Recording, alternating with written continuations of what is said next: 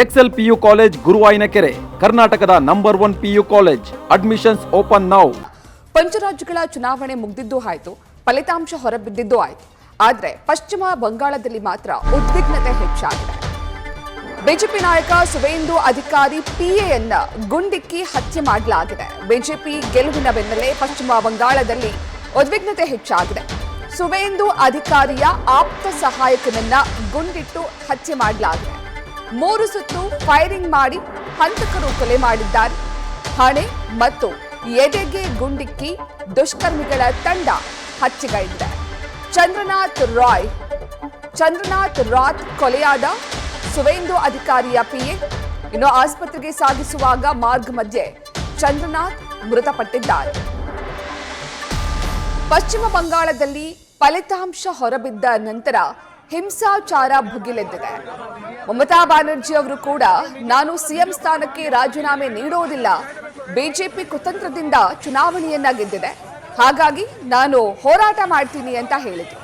ಇನ್ನು ಬಿಜೆಪಿ ಪಶ್ಚಿಮ ಬಂಗಾಳದಲ್ಲಿ ಮೆಜಾರಿಟಿಯನ್ನ ಪಡೆದುಕೊಂಡಿದೆ, ಅತಿ ದೊಡ್ಡ ಪಕ್ಷವಾಗಿ ಹೊರಹೊಮ್ಮಿದೆ.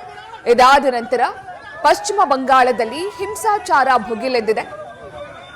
ಅದಕ್ಕೆ ಪ್ರಮುಖ ಉದಾಹರಣೆ ಅಂದ್ರೆ ಬಿಜೆಪಿಯ ಮುಖ್ಯಮಂತ್ರಿ ಕ್ಯಾಂಡಿಡೇಟ್ ಅಂತ ಹೇಳಲಾಗ್ತಿರುವ, ಮುಖ್ಯಮಂತ್ರಿ ಆಗ್ತಾರೆ ಅಂತ ಹೇಳಲಾಗ್ತಿರುವ ಸುವೇಂದು ಅಧಿಕಾರಿಯ ಪಿಎಗೆ ಗುಂಡಿಕ್ಕಿ ಹತ್ಯೆ ಮಾಡಲಾಗಿದೆ.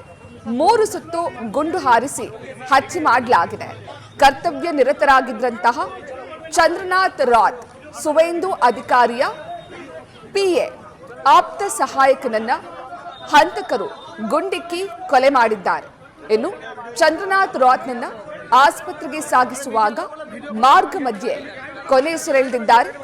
ಇವರು ಬಿಜೆಪಿಯ ಪ್ರಮುಖ ನಾಯಕ ಸುವೇಂದು ಅಧಿಕಾರಿಯ ಆಪ್ತ ಸಹಾಯಕರಾಗಿ ಕೆಲಸ ನಿರ್ವಹಿಸ್ತಾ ಇದ್ರು. ಇನ್ನು ಕರ್ತವ್ಯದಲ್ಲಿದ್ದಾಗಲೇ ಈ ಹತ್ಯೆಯಾಗಿದೆ. ಇನ್ನು ಈ ಹಂತಕರು ಪಿಎಯನ್ನ ಟಾರ್ಗೆಟ್ ಮಾಡಿ ಗುಂಡು ಹಾರಿಸಿದ್ರ ಅಥವಾ ಬಿಜೆಪಿಯ ಪ್ರಮುಖ ನಾಯಕ ಸುವೇಂದು ಅಧಿಕಾರಿಯನ್ನೇ ಗುರಿಯಾಗಿಸಿ ಗುಂಡು ಹಾರಿಸಿದ್ರ ಎನ್ನುವ ವಿಚಾರಕ್ಕೆ ಸಂಬಂಧಪಟ್ಟಂತೆ ಪೊಲೀಸರ ತನಿಖೆ ನಡೀತಾ ಇದೆ.